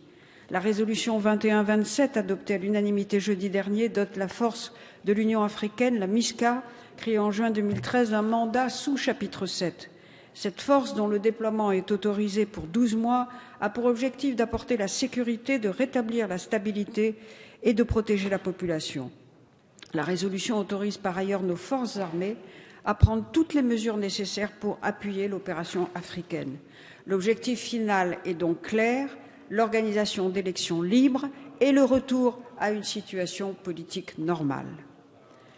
J'entends ici et là que notre pays serait, une fois de plus, abandonné par ses partenaires. Quelle est la réalité? Le sommet informel sur la Centrafrique, organisé par le président de la République à l'Élysée le 7 décembre, a montré le soutien de la totalité de la communauté internationale à l'intervention française. Il a salué l'adoption de la résolution 2127. L'Union africaine met en place la MISCA, ça c'est pas que des paroles, qui se déploie sur le terrain. L'armée américaine va offrir aux forces africaines un soutien en matière de transport de troupes. Ça aussi, c'est concret et nous savons que les transports de troupes sont décisifs et que c'est d'ailleurs ce qui coûte le plus cher. Comme cela a été le cas au Mali, l'Europe est présente. En 2013, l'Union européenne a plus que doublé son aide humanitaire à hauteur de 20 millions d'euros. Jeudi dernier, elle a également accepté de contribuer au financement de la MISCA à hauteur de 50 millions d'euros. L'Union européenne a confirmé son soutien politique et financier à l'opération française. Le Royaume-Uni apporte une aide logistique pour le transport des troupes, et je redis à quel point c'est décisif. D'autres États membres de l'Union européenne se sont engagés à apporter des concours à l'opération. Je pense en particulier à la Belgique. La France est soutenue par le Conseil de sécurité, par l'Union africaine, par l'Union européenne. Elle n'est donc pas seule. Toutefois, c'est un fait indéniable. Notre pays est, comme au Mali, le seul État européen à combattre sur le terrain. La France est d'ailleurs l'un des derniers États d'Europe, si ce n'est le dernier, à détenir encore les capacités militaires permettant un engagement conséquent et en urgence sur un théâtre extérieur. Se pose évidemment la question du partage du fardeau financier de telles opérations militaires. Car la France, quand elle intervient au Mali ou en Centrafrique, protège aussi la sécurité des Européens. Je salue donc la volonté du président de la République d'évoquer la question d'une plus grande mutualisation des coûts lors du prochain Conseil européen consacré à la relance de l'Europe de la défense. Monsieur le Premier ministre, dans un rapport d'information sur l'Europe de la défense que j'ai présenté la semaine dernière à la Commission des affaires étrangères, j'ai fait 2 propositions. La première, que soit examinée la création d'un fonds permettant de financer les interventions militaires soutenues par l'Europe. La deuxième, que l'Union européenne, qui depuis 2007 dispose de groupements tactiques opérationnels créés pour participer à des opérations militaires extérieures, enfin utilise ces moyens. Ces groupes militaires n'ont en effet jamais été utilisés. Ils auraient pourtant pu être très utiles pour soutenir en amont l'action de l'ONU en Centrafrique. Ils auraient pu être utilisés en attendant que la situation soit suffisamment stabilisée pour permettre le déploiement d'une opération de maintien de la paix. D'ailleurs, je sais que l'éventuel déploiement d'un groupement tactique a été évoqué dans le cadre de la crise en République centrafricaine. Monsieur le Premier ministre, ne pensez-vous pas qu'il y aurait là 2 pistes essentielles pour l'avenir de l'Europe de la défense qui, je l'espère, à l'initiative de notre pays, avancera lors du Conseil européen des 19 et 20 décembre prochains? Je vous remercie. Merci Madame Guigou. La parole est maintenant à Madame Patricia Adam, présidente de la Commission de la Défense nationale et des Forces armées.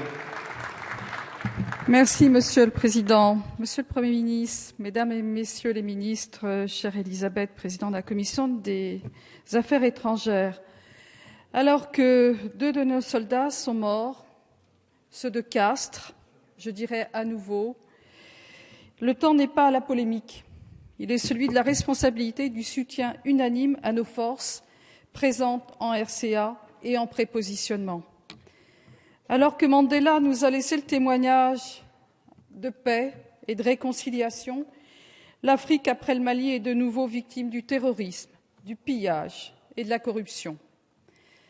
Et comme elle l'a fait au Mali, la France a su convaincre le Conseil de sécurité de l'ONU parce que nos militaires, nos forces armées, avec le courage qui les caractérise et leur professionnalisme, ont reçu l'admiration de beaucoup de pays amis qui aujourd'hui nous font confiance quant au respect de nos engagements.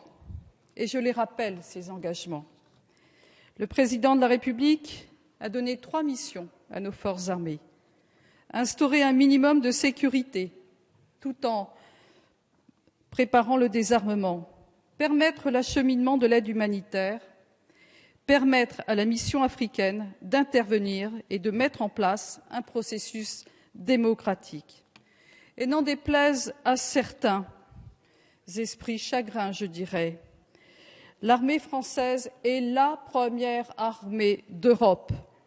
Elle l'est par son nombre de militaires, elle l'est également pour son budget.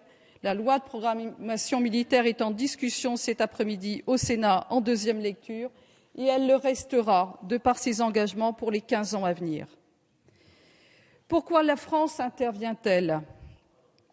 D'abord, rappelons-le, nous avons un livre blanc en France. Seuls 2 pays en possèdent un, la France et la Grande-Bretagne, qui est en train d'ailleurs de le revoir. Et l'Afrique, dans ce livre blanc, est explicitement une zone d'intérêt prioritaire pour notre pays. Mais dans le fond, bien d'autres pays européens pourraient dire la même chose, car en fait l'Afrique est un continent stratégique pour l'Europe entière, du simple fait de sa géographie. Cet intérêt stratégique, combiné à l'ampleur des dangers que court la Centrafrique, doit nous inciter à prendre nos responsabilités en soutien des États africains. Or, ne nous leurrons pas, seule la France est prête à intervenir. Car malheureusement, et on peut effectivement le regretter, beaucoup d'autres pays européens considèrent que c'est à elles de le faire et ne seront présentes à côté de nous que parce que la France en aura décidé. Nous devons aujourd'hui assumer cette responsabilité, mais pour autant, nous devons, comme cela a été exprimé par beaucoup d'entre nous, faire progresser une politique européenne en matière de défense. Et le gouvernement précédent, je le rappelle, avait plutôt abandonné cette idée au profit d'accords bilatéraux. Alors assistons au retour de la France-Afrique. Sans doute par goût de la formule, certains commentateurs évoquent la pérennité d'une forme d'immixtion française en Afrique. Ce n'est pas le cas.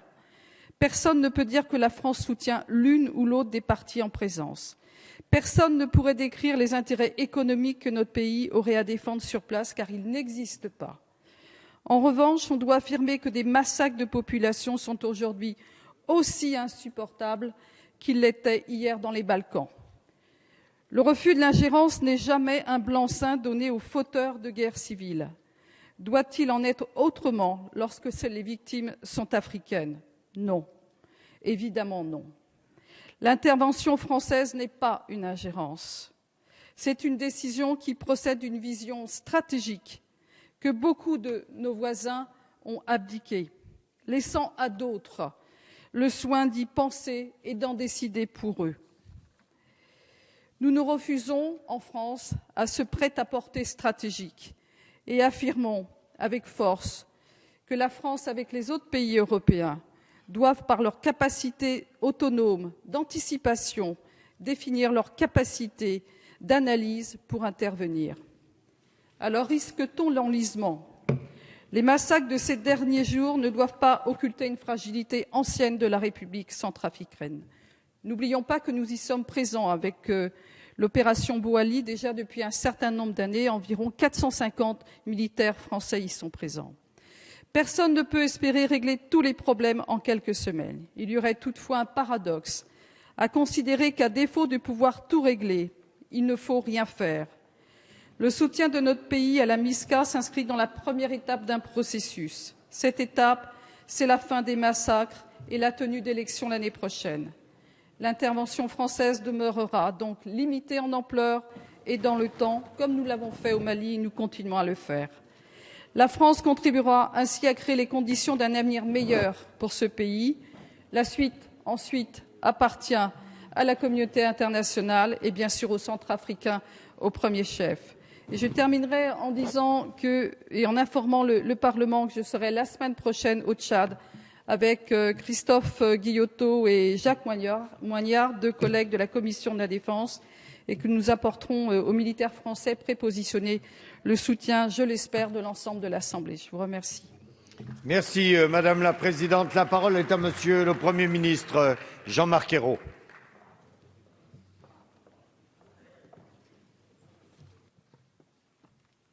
Oui, Monsieur le Président, je vous remercie, Mesdames et Messieurs les députés, les orateurs des différents groupes, qui ont tous exprimé leur haute conscience de la gravité de la situation en Centrafrique. Et c'est vrai que l'engrenage dans lequel les choses se sont engagées ces derniers jours, non seulement ne peut nous laisser indifférents, mais obligeait la France, en vertu de ses engagements et des valeurs qui sont les siennes, à agir. La France a donc pris ses responsabilités. Et conformément à la Constitution, le Président de la République, après avoir réuni le Conseil de défense, a donc engagé nos forces. Le Parlement est informé et le sera tout au long du processus. Et d'ailleurs, si cette intervention devait durer au-delà des 4 mois, l'Assemblée nationale sera à nouveau appelée à se prononcer. C'est la Constitution. Mais d'ici là, je le redis, puisque plusieurs orateurs l'ont souhaité, à juste titre, comme je l'ai dit ce matin à la réunion à Matignon, autant que de besoin, autant que vous le souhaiterez, et en particulier, mesdames les présidentes des commissions, les ministres sont à votre disposition pour répondre à toutes les questions qui se posent. Certaines ont déjà été posées aujourd'hui, je voudrais essayer d'y répondre précisément. J'ai écouté le premier orateur, M. le Président Jacob, mais qui n'a pas pu rester, il me l'a fait savoir, pour un autre engagement, et je le comprends fort bien. S'agissant du financement de cette opération, il m'a reproché d'avoir fait allusion à la loi de programmation militaire. Mais je l'ai fait volontairement, parce que lui-même l'a contesté dans son intervention, donc j'avais un peu anticipé son propos. Mais je conteste ces affirmations. Le volume total de nos forces engagées en OPEX en 2014, même en y ajoutant l'opération Sangaris, sera très inférieur à celui constaté en 2013, qui a atteint près de 10 000 hommes. Non pas parce que nous n'aurions plus les moyens de nous projeter à l'extérieur, mais à raison des ajustements de notre présence permises par l'évolution de la situation, donc qui est la conséquence de décisions qui ont été prises, le désengagement d'Afghanistan et du Kosovo, et le retour à un effectif de l'ordre d'1 millier de soldats au Mali, une fois passé le deuxième tour des élections. Donc ça compte, évidemment, dans le bilan général. La prise en charge du coût des OPEX est prévue au budget de l'État via la prévision spécifique au budget de la Défense et la clause de garantie, je le répète, figurant dans le projet de loi de programmation militaire. Le financement de l'opération Sangaris est donc assuré.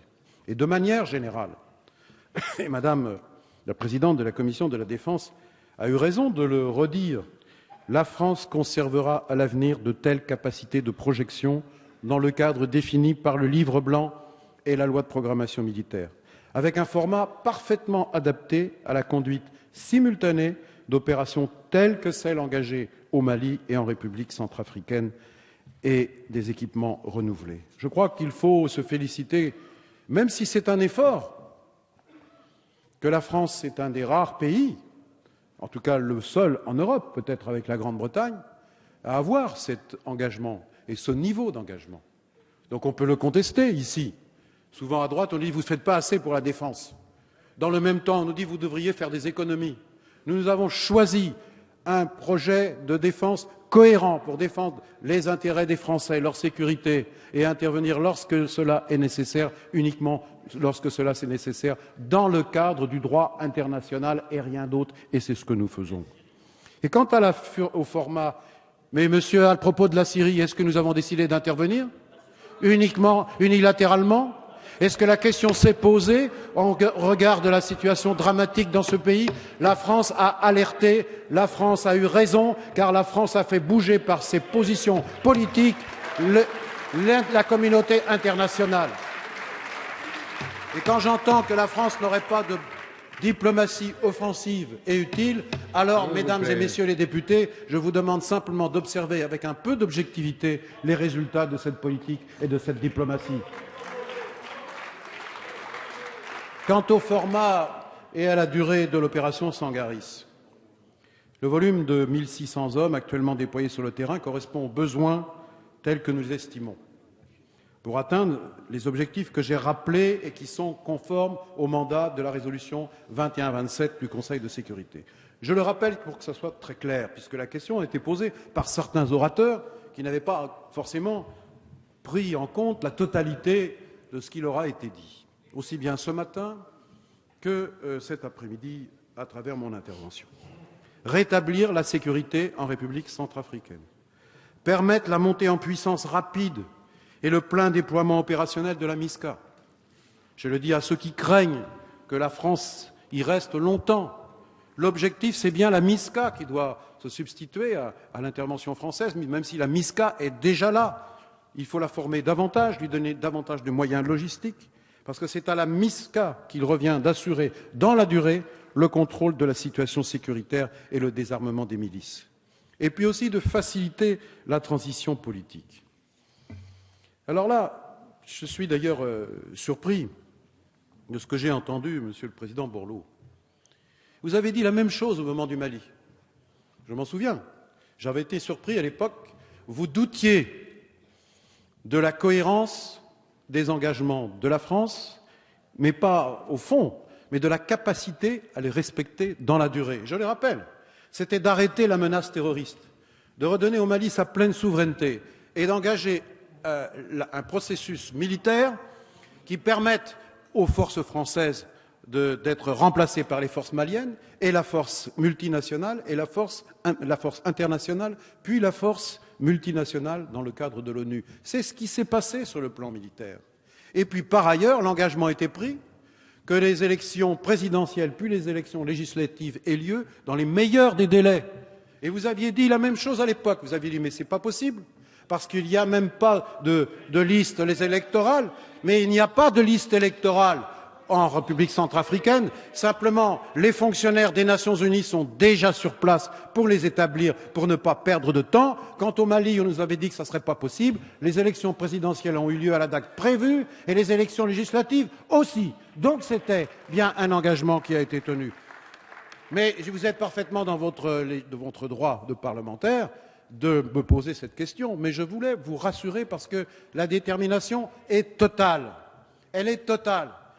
Et d'ailleurs, le sommet de l'Élysée, où tous les pays africains étaient représentés, je le dis pour les autres orateurs, qui ont posé des questions peut-être similaires sur la nécessité d'une solution politique, tous les chefs d'État africains qui étaient présents ont tous demandé que la voie politique soit la voie privilégiée pour la situation en République centrafricaine et que le processus électoral qui est prévu au plus tard pour février 2015 soit avancé. C'est le souhait des chefs d'État africains et nous partageons ce souhait et c'est cet engagement que la France veut respecter.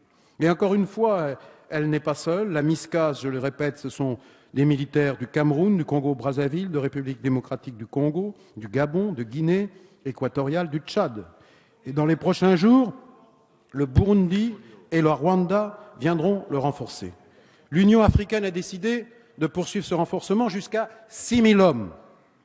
Et quant à la suite, la résolution 21-27 prévoit une opération de maintien de la paix des Nations Unies qui pourra, et il reste encore une autre résolution à prendre, succéder à la MISCA. Et donc, c'est important de le rappeler. Alors que font nos partenaires européens?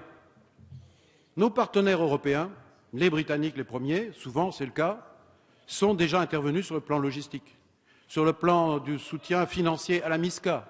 Même l'Allemagne envisage, puisque sa constitution limite ses capacités d'intervention, de prendre sa part. Alors évidemment, vous nous dites ce qui serait l'idéal, c'est qu'il y ait une force avec des soldats internationale, ou en tout cas européenne, qui soit déjà déployée sur le terrain. Mais cette question, vous l'aviez déjà posée au moment du Mali, et je vous avais répondu.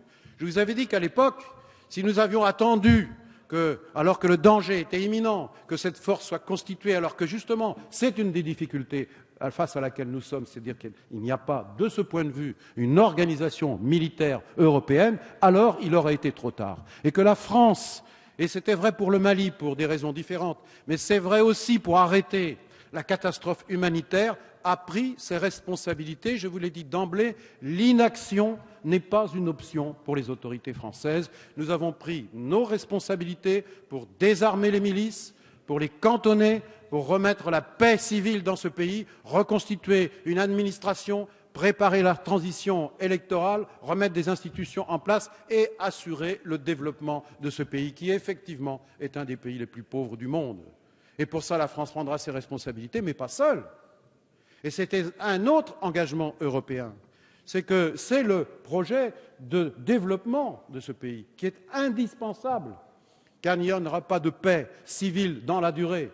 Il n'y aura pas d'institutions respectées, d'États respectés, si ce pays n'a pas de perspective de développement pour son peuple et en particulier pour sa jeunesse. Oui, c'est un engagement que nous prenons en même temps. Mais si nous devons déjà agir dans l'urgence, c'est de permettre aux organisations non gouvernementales humanitaires de réintervenir sur le territoire de ce pays. Aujourd'hui, les ONG ne peuvent pas intervenir parce que tous les professionnels ou les bénévoles qui font partie de ces organisations n'ont pas les moyens et sont dans des situations tellement dangereuses qu'on laisse à l'abandon des populations entières, des enfants, des familles, des vieillards qui aujourd'hui sont victimes des violences. Rétablir la sécurité, démanteler les milices, c'est la première des priorités. Et si la France s'est engagée, ce n'est pas pour défendre, je le disais entendez tout à l'heure M. Jacob qui disait « dites-le vraiment », pour défendre nos intérêts. Mais mesdames et messieurs les députés, c'est d'abord pour défendre nos valeurs que nous intervenons. Et je crois qu'en ce 65e anniversaire, jour pour jour, de l'adoption de la Déclaration universelle des droits de l'homme, c'était le 10 décembre 1948, la France est fidèle à ses propres valeurs et aux valeurs universelles, et c'est ce qui l'a conduit à s'engager. Quant à la transition politique, je l'ai dit tout à l'heure, elle sera respectée. Et quant à l'action européenne, l'action européenne sur le développement, je l'ai évoqué, qui viendra compléter l'intervention de la France. L'Europe de la défense, je dirais un dernier mot là-dessus.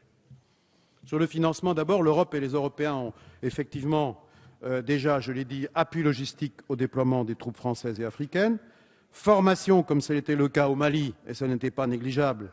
Au Mali, c'était une formation de 3 bataillons pour former finalement 8 au total, soit 6 000 hommes. Ça a été l'intervention de l'Europe, on l'a oublié. Et puis, par ailleurs, sont en passe de se constituer des interventions, je dirais, avec des hommes, des Pays-Bas, avec des hélicoptères, et d'autres pays, la Belgique, la Grande-Bretagne, l'Allemagne, je l'ai dit, sous un autre plan, sur le plan logistique, vont s'engager. Mais il est vrai que la question d'une politique de défense en Europe est plus que jamais posée. Non pas que la France demande qu'on prenne ses responsabilités à sa place, mais au moins qu'il y ait une stratégie, une vision globale, qu'il y ait une organisation globale. Nous devrions avancer ensemble de manière mutualisée, je pense au transport aérien, au ravitaillement en vol, au financement des drones. Et c'est vrai que ces questions doivent être posées. Et certes, il y a déjà des avancées, mais elles sont très loin d'être suffisantes. Et donc, ça sera l'objet du prochain Conseil européen, à la fin du mois, auquel participera le président de la République, vous le savez, qui est consacré à l'Europe de la défense. Eh bien, la France y défendra ses options. Elle continuera à proclamer son indépendance, sa volonté d'autonomie de décision, mais elle fera valoir ce que l'Europe peut faire en commun sur le plan de la défense et sur le plan politique et diplomatique. Il y va de la cohérence et de la crédibilité de l'Europe. Cette question est posée plus que jamais.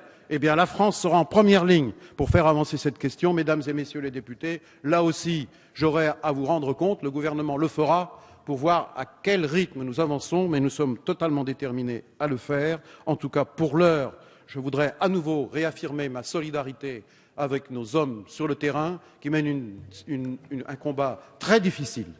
Et vous redire, et j'ai été surpris des propos de M. Chassaigne il y a quelques instants, parce que je n'ai pas exactement compris ce que vous vouliez dire, Monsieur le Président Chassaigne. Parce que vous avez décrit une situation catastrophique sur le plan humanitaire, et je la partage. Mais pour faire quoi? Rien faire? Simplement témoigner, proclamer? Eh bien, par solidarité avec nos hommes, nous avons décidé de les soutenir, et la France est à leur côté pour leur dire que c'est une noble mission qu'ils mènent au péril de leur vie. Nous sommes fiers de ce qu'ils font. Ils le font pour défendre des valeurs, ils le font pour reculer la violence, ils le font pour faire reculer la misère, ils le font pour redonner une chance au peuple de la République centrafricaine.